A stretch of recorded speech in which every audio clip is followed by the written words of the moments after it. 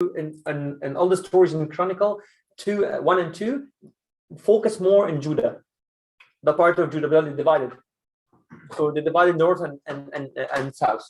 Okay, so I'll go quickly because I wanted to go for that. The second, after that, Ezra. So during the Chronicle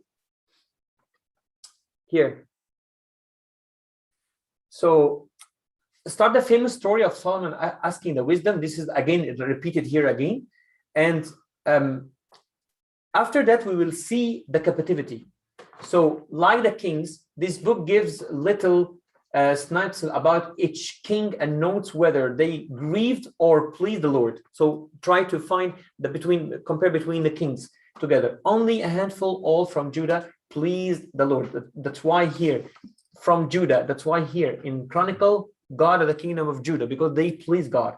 So now after that, the closing chapter 36 summarizes the 70 years of captivity in a great exile, and also summarizes Cyrus, king of Persia, releasing the Jews to go home and his funding of rebuilding of the temple. So they destroyed everything in Jerusalem. They destroyed everything there, and after that they went to the captivity for 70 years. And after that, one of the kings said, "Okay, I will release you to go home." Who did that?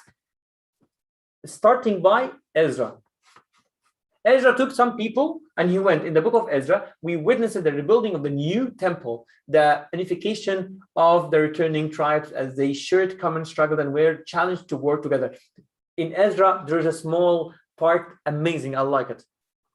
When they finished the temple, and Ezra, by the way, he was a priest at the time. That's why he went, and he has his desire to rebuild again the temple. But the temple, if you compare this temple by the temple of Solomon, is nothing. Solomon, he built an amazing, a wonderful temple. But here, they came from the captivity. They have nothing to do. They have they took some money from the king only.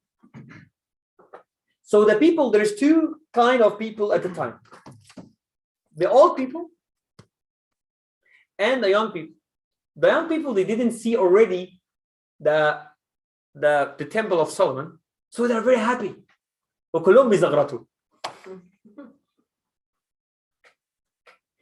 The other people, the other kind of people are the old people. Why? They looked at the temple. This is the temple? A shame. It's a shame. Where the temple of Solomon? Where is the temple? So you can hear, if you are away, you can hear two things. Zagharit wa ayat.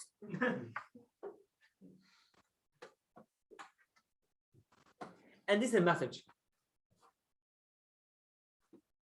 The history is history. What finished is finished. What's done. We're not looking back again to the history. No, we are living now our life.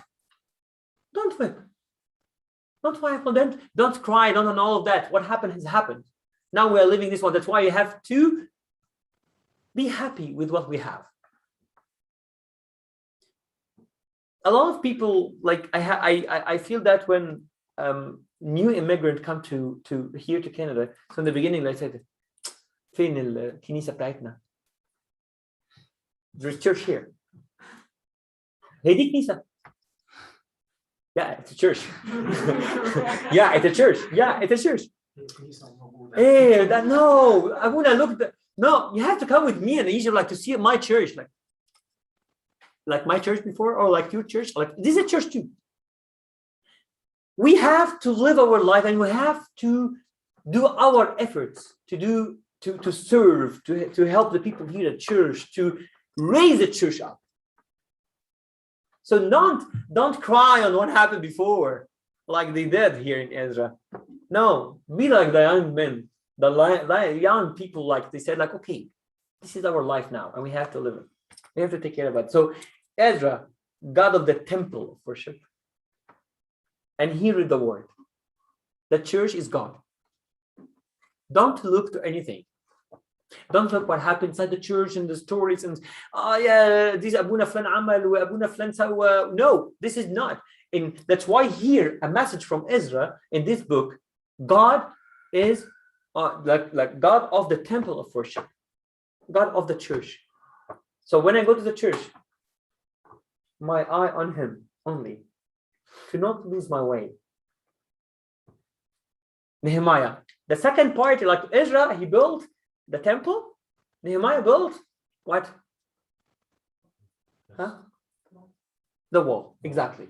So Nehemiah was a layman. It's not a priest like Ezra, not a prophet like Malachi. He served the Persian king in a secular position before leading a group of Jews to Jerusalem in order to rebuild the city wall. Nehemiah's expertise in the king's court equipped him adequately for the political and physical restrictions necessary for the remnant to survive.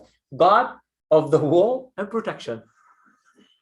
When Nehemiah went to build a wall, I tried to do like the outlines of some books so when you go to open the book in Old Testament, so at least you have like a hint about that, like a small resume and a title. So when you go through that, when reading all the books, so you know what God is doing. So here in Nehemiah, God of the wall and protection.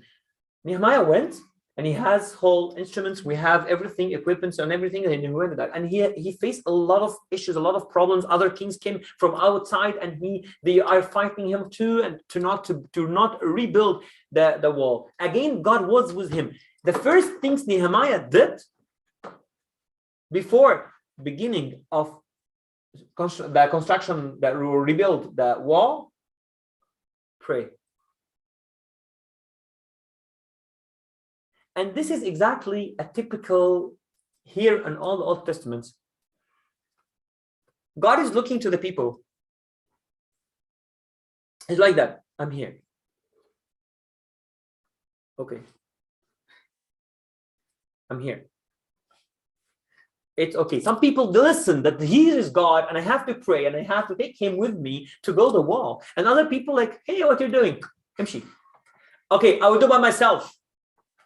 No, it's not by yourself. It's about God, by God. And God, he can do and he can rebuild the wall. God of the wall and protection. By the way, if I'm building like a wall of a country or like whatever city, so if some people come, for example, from outside and they want to fight me, they will go inside. Like I'm not building the wall in one day. It's impossible. It's a big city. So I can't build the wall. That's why he was building a small, like bed by bed, small part by small part. And who protects the other part with no wall? This God. Esther. We know the story of Esther. God of gallows. In Esther, when you read that, you will find how God is, even if you are in captivity, God is taking you up. She was a queen where? Not in her country, in other countries. She was a slave, and she became a queen. And here it's very, very, very like clear for me that God here can raise you up anywhere. Job. We know also the story of Job. God who brings righteous pain.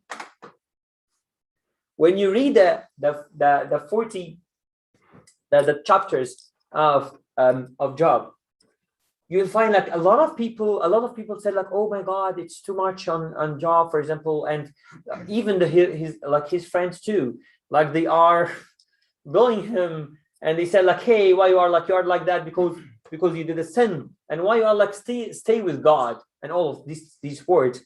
But when you read that, put the title, God who brings righteous pain. I think it's in my pocket here. Yes.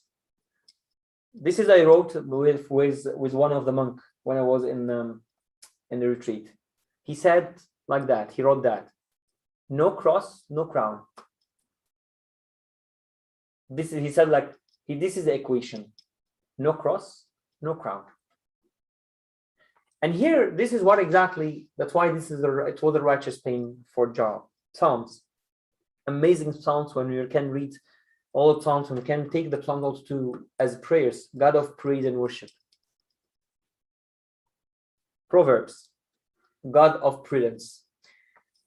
Proverb is known for the short instructions for living an effective life on earth. It contains no stories or theology, as many other Old Testament books. It simply states wisdom for all to enjoy and use. So when you read the Proverbs, you'll find like, oh, how to live a life. God of prudence. Ecclesiastes, God of great purpose. The Song of Solomon, God, yeah, sure. What's vanity? Ecclesiastes? He talks about vanity. What's vanity? Where? Like Ecclesiastes? Yes. It starts with vanity, and vanities are always the inheritor. What is vanity? You remember that? Vanity it's like an obsession with just your appearance and nothing else. It's an obsession on how you look in front of others and how others look to you, but nothing below the surface. Yep. Song of Solomon, God of love of passion. You will find in the book of Solomon like as if two partner, like two a man and his wife is talking to each other, and some people said that like did he try like to explain how she's beautiful and also too she is doing the same, but it is not like that. It's always it's between the soul and his God, the soul and God. So if when you read the Song of Solomon, you will find it's in between someone like that. That's my soul and God, and what the soul talking to God and how God is talking to the soul. Isaiah. It's the book of Isaiah provides us the most comprehensive prophetic picture of Jesus Christ. If you open the book of Isaiah, you will find like, oh my God, like he's talking about Jesus. Here he's talking about Jesus, like as if he's living with Jesus and he's talking about that. That's why they said Isaiah the fifth gospel. Sometimes they said, yeah, this is the fifth gospel here we have is Isaiah. A lot of prophecies here from Isaiah about Jesus Christ, God most high and glorious. Here, by the way, in Isaiah, you will find Jesus Christ clear. If you open Isaiah from Isaiah 1 to Isaiah 60, you will find Isaiah here like amazing. For example, for to us a child is born, to us a son is given, and the government will be on his shoulders, and he will be called Wonderful, Counselor, Mighty God, Everlasting Father, Prince of Peace. Like as if he's like Isaiah, he was with Jesus Christ in front of him, and he said like, hey, this is the baby, this is the incarnating God. Therefore, the Lord himself will give you a sign. The virgin will conceive and give birth to a son, and will call him Emmanuel. How we talk about that? How we talk about like after like 700 years more after? For my thoughts are not your thoughts, nor are your ways my ways, declares the Lord. So after that, we would see that he's a lot of, when you go through Isaiah, you will find that he's trying to explain how the incarnated God is coming and how God is most high and glorious. Jeremiah. The God of those who weep and endure. Jeremiah is like one of the main and prophets that he's always weeping, always. His tears in his eyes all the time. So God even he said, during that, he said, why he was weeping? Like he said, he saw the sin of the people. He saw how God is amazing, and he created the people. And after that, what happens? They left. So he was weeping. And he saw as a prophet. So what will happen after? What the destroy of Jerusalem and all of that, and how the people will do later on. So God of those who weep and endure. Lamentations, you know that this book also too, that there's some books it's not written in our book. It's like Protestant book. But anyway, Lamentation pictures a man of God puzzling over the results of evil suffering in the world. God of the faithfulness. When we are reading Lamentations. Yeah, Good Friday. Which hour? 12th hour. Yeah. And why we're reading that?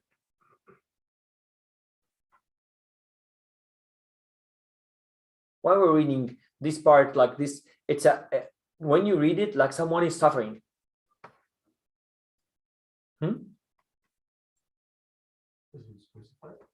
Yeah, it's if we compare the word between what Jeremiah said in this word in Lamentation and what God is feeling at that moment, it will be the same. So compare between Jeremiah and what he said, exactly as if like if you remove the Jeremiah and put Jesus Christ, is the same what he was feeling at that time. And the tone of saying that it's so beautiful and sad together. So beautiful and sad. But when someone is saying the right way. Ezekiel. The book of Ezekiel pronounced judgment on both Israel and surrounding nations. So in Ezekiel, you will find that you will find all the pronounced judgment on both Israel and surrounding nation, but it also provides a vision of the future and millennial kingdom that complements and adds to the vision of other Old and New Testament texts. So during all of that, God of dreams and visions. In Ezekiel, the most popular book with the visions and dreams. Like for example, like each chapter you will find another vision. Each chapter another vision, another dream, another dream, another vision, another dream. And even he saw also the day of judgment. Not the day of judgment like after like incarnation or of the Israel. No. The end of the days. He saw that also too. That's why God of dream and vision. So he is said in this book, I am God of the dreams and the vision. Daniel. That we know the story of Daniel. We know also like we'd go here, like Daniel is one of the few Bible books that takes place during a period of judgment and in foreign nations. So we talk about he was outside, he was in captivity, whether it is in contrast between the culture's idol worship and Daniel's faithful purity, or in the account of the arrogant and Nebuchadnezzar and his humbling encounter with God. And we know what happened here, and also the story of the three young men too. So God of time and history. What is that? Daniel, he was in the captivity. And he went there and he was stuck with what he learned in Israel. However, they told him, you have to eat that. He is a slave. He was a slave. So he has to do what we are doing. He said, no, I'm not doing that. And he refused to do that. Remind me exactly in these days. All the world is going through one way. And he said, like, this is the right way. You have to follow that. No, I'm not following that. Christ didn't say that. I'm not a follower. I'm not a person who is following anyone. I'm following only Christ. I will open my Bible and I'll see what he said, and I will do that. Exactly, Daniel, he did that.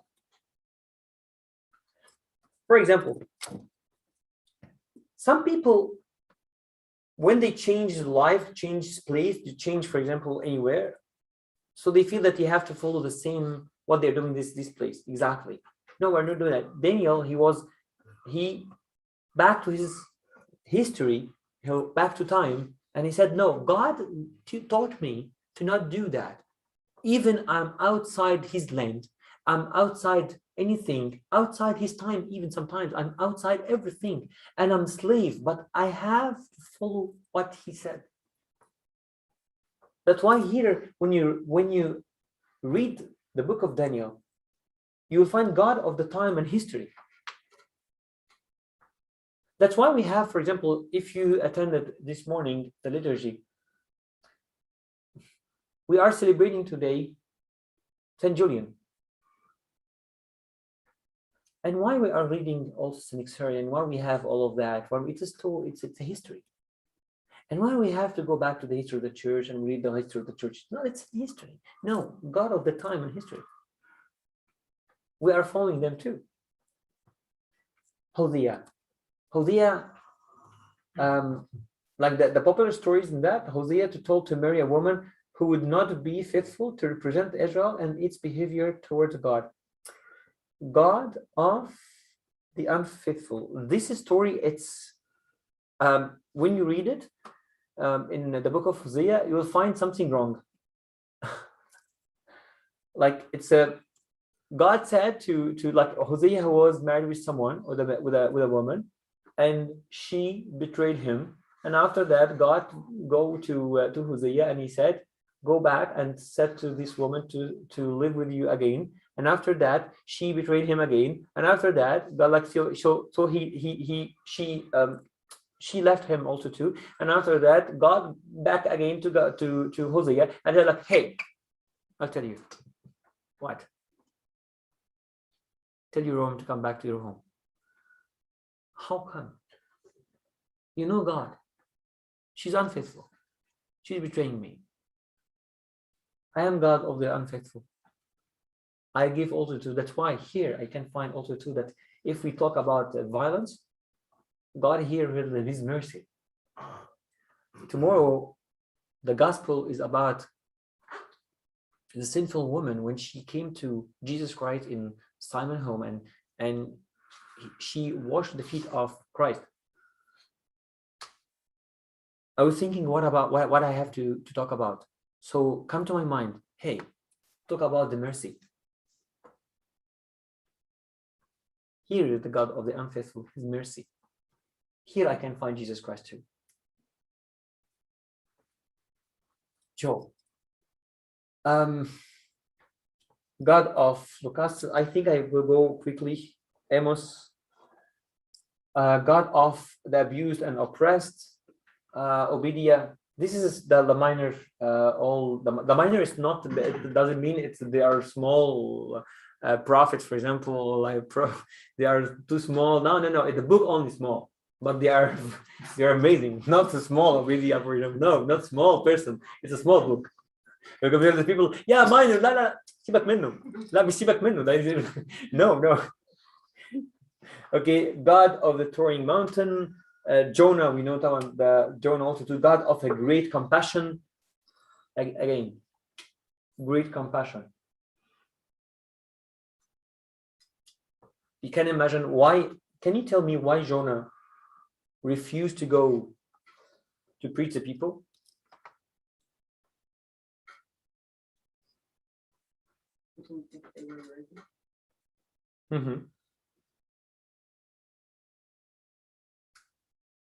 Another answer? Was he scared? Scared from? I think he saw. Sorry, scared from? Scared of the people, like people, maybe. Maybe he saw that it's gonna be useless. Useless. Yeah, هم كده ضايعين. ضايعين. فخلاص. مش فايدة. Yeah. Any other question? Okay. Can you tell me who he went to who?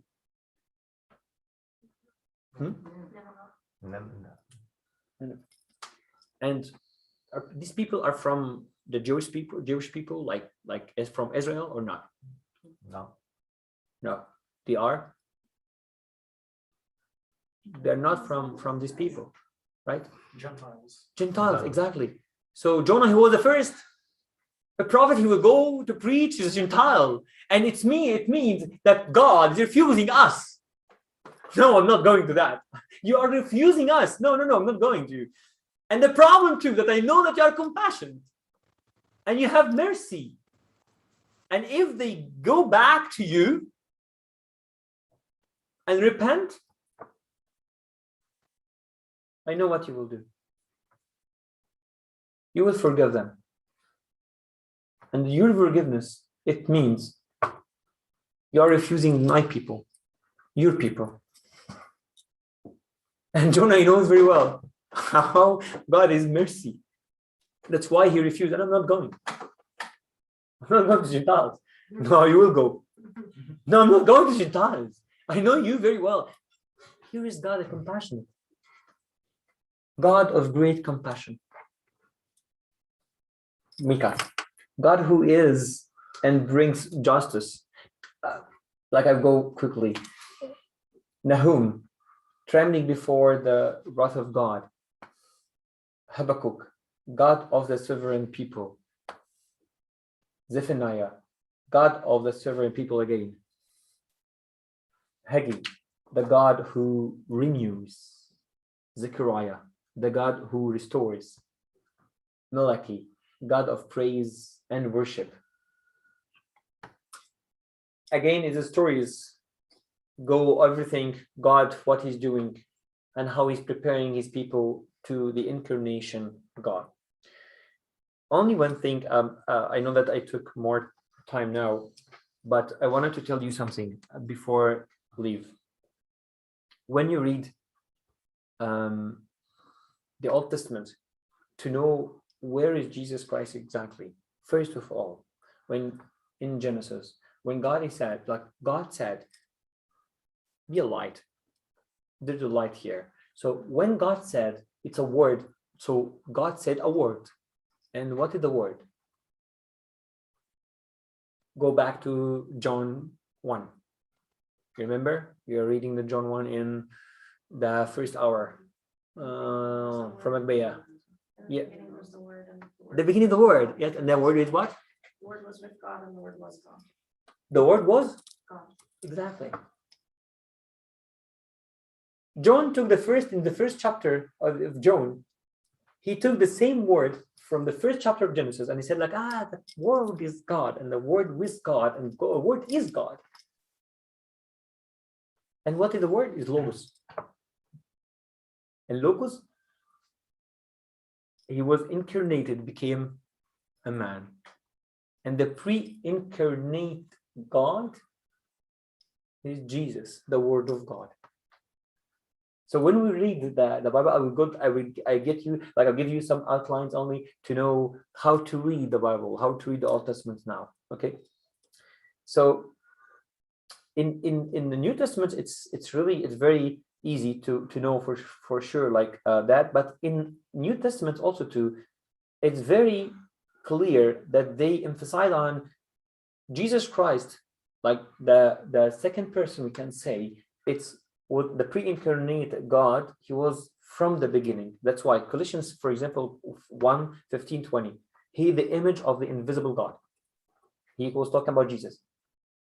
Philippians 2, Christ being in very nature God. John 1, in the beginning was the Word.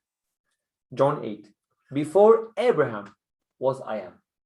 In John. Hebrew, Christ, Hebrews 6, Christ as priest forever in the order of Melchizedek. Melchizedek is this is a story to know. When in Melchizedek, we will read this word of this man, the name of this man, we have to know this is Christ. He was from nowhere. Abraham was walking outside in the desert, and there is a man, he in a garment of priest, and he appeared to him hey, who are you? I'm Melchizedek. What that? I'm a priest. I'm giving you offers. The sacrifice. Okay, the sacrifice is good. Yeah, I have here some animal that no. I'm giving you a bread and wine. What? So Abraham said, I didn't understand. What you're saying about that? I don't know what the meaning of the sacrifice is. A bread and wine? The sacrifice should be an animal. I said, no. It's different. It's different from when? I didn't know that you changed. They changed. No, it's only me. That's why Melchizedek, it's equal. That's why St. John Chrysostom said that he's equal Christ. He's the appearance of the pre-incarnate God in the Old Testament. It's Melchizedek. So again, in the Old Testament, as we said, another thing also too when we read the Old Testament to know where is Jesus Christ. When they said the angel of the Lord when you read that in Old Testament, like have your pen or pencil, like make a round on it, here is Christ. For example, in Genesis 22, now I know that you fear God because you have not withheld from me your son. He was talking, the angel was talking to Abraham. It was the appearance of the pre-incarnate God too. Exodus 3. Moses in the burning bush. Inside the burning bush, like I said, like, and the angel was talking to Moses through the burning bush. And Saint Ignatius said in that part that Saint Augustine too, he said like also too, it's another appearance of the pre-incarnate God through the burning bush or to Moses. Judges, I brought you up out of Egypt, when he was talking, like the angel talking to Moses to the judge. There's a lot of things. That's why when we also to Jacob, when he was fighting with like he said, like he was like one part named a man and another part named an angel. So Jacob, what happened? He was fleeing from his brother, and when he was fleeing, so he saw like he wanted to sleep, and after that, like an angel appeared to him, and he was fighting with him all the night, and he said, "I will never leave you until you let you go, until I receive a blessing from you." So the angel, he was fighting Jacob all the night, and after that he gave him the blessing also too. But again, also St. Augustine said in this part too, it's another appearance of the pre-incarnate God to Jacob as Jesus Christ. He wanted to give him the blessing too. So when we read the angel of God, and also too, it's very clear the three young men in the fire furnace too. When the fourth person when it appeared, there is an angel like the Son of Man, and this is another appearance of Jesus Christ. So Melchizedek, as we said, I don't want to make more like that, like, but okay, but there's another potential appearance of Christ in the Old Testament too. As I said, the Word of God. You remember the three visitors that they came to Abraham to talk with him. Also, too, there's one who was talking, the other two like they're talking at all. And the one who was talking with Abraham, and he said that how I like hide something on my man. He said that exactly. How I hide something on my man. Like, what do you mean about that? You're man. Like, who are you? I am the pre-incarnate God. I'm Jesus Christ. Because if we go back to the Old Testament, God is not visible. Like, no one can see God the Father. That's why who the appearance in the Old Testament, all the appearance for God, it's always for the Old Testament Jesus Christ. And also to Daniel 3, look, I see 4 men walking around in the fire abound, and Herman, and the fourth looks like a son of God. This is inside the fire furnace. I know it's time, and I also too, I hope that if there's a lot of things, try to, like, I want to finish by something very important in the Council of Nicaea. Arius wanted to divide, to separate the Son of God, the Jesus Christ incarnating God, from the Father. He said that Jesus Christ is a little bit low than God. So there is God, this is above, and there's Jesus Christ is here, so he is under the Father. So he is lower in his level, and this was like 100% for sure wrong. That's why Saint Ignatius was there, and he was like he said, no, it's impossible. And by the end of the Council of Nicaea, he said Jesus Christ is God, the same level. And that's why with the beginning of the creed, it was building from in this Council of Nicaea. And glory be to God forever, amen. So any question? I know I try to go quickly, many things actually. It's hard, like to be honest, I said that to you, to Hannah. I've prepared 2 topics. and when I told them, okay, I have 2 topics here. So what you prefer, like to be more inside the subject? I said, like, I wonder if you like make it both together, it would be amazing. Like, oh my God, like so are you serious about that? Like, I do together? Yeah, as much as you can, Abuna, like as much as you can, for sure. Yeah, alhamdulillah. And like that. Like actually, really, the Old Testament is amazing. Don't fear, don't be scared from reading the Old Testament. But when you read the Old Testament again, I will send this to you. But again, have the title, the subject of the beginning of the book, and read it. When you read, try to not read only the story. It's like a story is only something like, no, relate this story to your life. What about this? Okay, this happened to him, for example, like, what about me? Yes, yeah, this is exactly like me. So I have to relate how to practice the Bible on me. How to practice the Bible on me, on my life. Any question? Is there a way, like other way of understanding, like some? Because I'm actually, it's amazing how like you're talking about this, and I'm actually reading the Old Testament right now. Yeah. I just started not too long ago. I'm at Exodus. Yeah, and it's there's a lot of complicated words, and there's a lot of, it's hard to understand. There's a lot Like of Genesis yeah, was easy. it's easy, but, and it's more when you go deep more, it will be yeah, very complicated. exactly. For sure. Yeah. But Without any explanation, without like the book that we have in our hands to explain about the Old Testament, you have to read. You have to listen to some sermons, for example, about for sure. Yeah. So you have to, like, every chapter you read. Yeah. There's some Bible they have on the side, for example, like relate, like explanation, and also to some verses related to the New Testament. So when you go to the New Testament, so you can connect between the Old Testament and New Testament. Okay. When I was young, my servant, he was doing that when we are doing Bible study, for example, when we go retreat. So he's always preparing for us, Yani, like how to he preparing the Bible study like that. Every time he has to like connect between the Old Testament, New Testament together. So we are reading that, for example, like 2-3 chapters.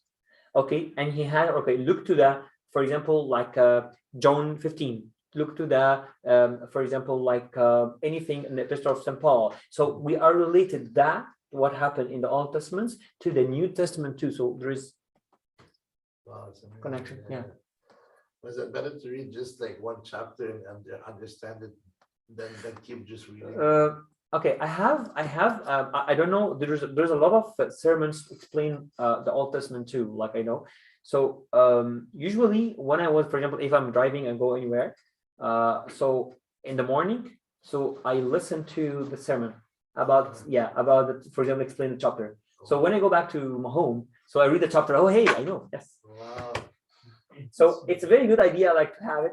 Like if you feel like, because for example you have no time to read, sometimes it's a lot of things to read also too from the books, so it's very hard to read. So sometimes if you listen to the sermon about this chapter or 2 chapters and go back to home and you read it, so I understand everything what I do the opposite. the speaker.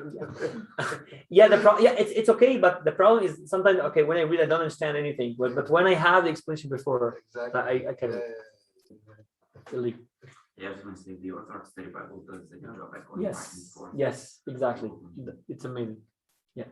There's the app to the Katana. Katina, like, yes, good too. I want some people I know they don't believe about Old Testament. يعني هم مش مصدقين فكرة مثلا في حاجة اسمها ضربات العشر. مش قادرين يفهموا إن مثلا إزاي جونا يقعد 3 أيام في بطن الحوت. يعني اتناقشت في discussion with يعني someone قبل كده هم شايفين الكلام ده imagination، الكلام ده مستحيل يحصل اصلا يعني. فايه ردك في حاجه زي كده؟ Okay.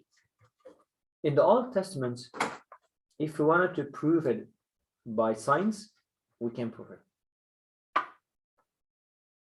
If there is really one of the book, an amazing book I read it before when I was young. It's a Amba Gregorius. He was a bishop in Egypt at the time. Like, it's an amazing one. Okay. And he's very, very well educated, theological man. So he wrote a book about how to prove the Bible from the science. And he wrote everything about that. He wrote everything. You can read, you can search about this book, okay? And you find all your answers, all the answers that you want from that. Nothing happened like another thing which is very bad. Some people in our church, like in our church in preaching, we said, guys, the first 13 chapter in Genesis, it's like a story, like Bad stories. sorry? Bad stories. No, not bad story. Mythology. Yeah, it's a knowledge. Yeah, it's not true. Really? It's not true. So the salvation is not true. It's not true. So our faith is not true. If it's not true, so why God is incarnated? So you have to tell me that Jesus Christ also too, it's like a story, it's like a dream. It's not here. No, Jesus Christ is real. Why he was incarnated? He became a man. Yeah, why? If there is the first 13, as he said, the first 13 chapters in Genesis, it's not true. Why he was incarnated? So he didn't. You feel that he didn't create God, create Adam. Yeah. So everything, all the stories in the Old Testament, no, we can't prove it. We can't prove it. Because somebody asked me before, how can Moses split the Red Sea with a stick? That was an act of God, though. Like, you can't. But there is scientific Legitimate. proof This for is it. proof. Yeah, Like the هم fossils مش in a قادرين certain area يصدقوا of the they can't Yes. مش قادرين يعني ايه واحد يشق البحر بعصايه هيرميها. لا ما هي كانت نفس الحاجة مع شعب إسرائيل. Yeah. They saw a pillar of fire in front of them or behind them at night and a pillar of cloud, and they Yeah. still left God completely. يشوفوا معجزة كل يوم وسابوا. Yeah. And just you can't simplify it. So you have to look at it this way. If you're gonna talk about God, which is a deity, if you're gonna talk about a deity that is supreme, incorruptible, perfect, you cannot measure it by human mentality. So if you tell me, oh, but it's not scientific, it's I can't tangible, yes. If it was, it wouldn't be God. The concept of God is that it's beyond understanding, beyond tangible. It's a miracle, hence the term. We believe that, for example, like something happened, for example, in the sun and the moon and the other things, for example, she like this, like it's amazing. Yeah, how is something come like that? Yeah, we believe in that, but we are not believing that God can do that. This is a problem with people. Like, we believe in many things else, but when God did that, no, we're not believing God. Okay, we believe in something else. في ناس بتفكر يعني ان الكون ده كله حصل نتيجة explosion قوي جدا. But and that's Big it. Bang, it's okay. Big Bang theory, it's like amazing. Yeah, many Which is funny because theory. it more justifies the position of God in creation. It doesn't disprove it. Yeah, Strengthens yes, it. exactly. Yeah. People, the atheist people, they try to find a way to prove that there is no God. And why? You have a reason about that? Like, why the atheist people or the people like that, like they wanted to prove that there is no God? They have a point. It's easier to live with yourself thinking that there's no being that is better than us, because we live on earth and we're the supreme being on earth. So if God doesn't exist and angels don't exist and the devil doesn't exist, then we're the most supreme being.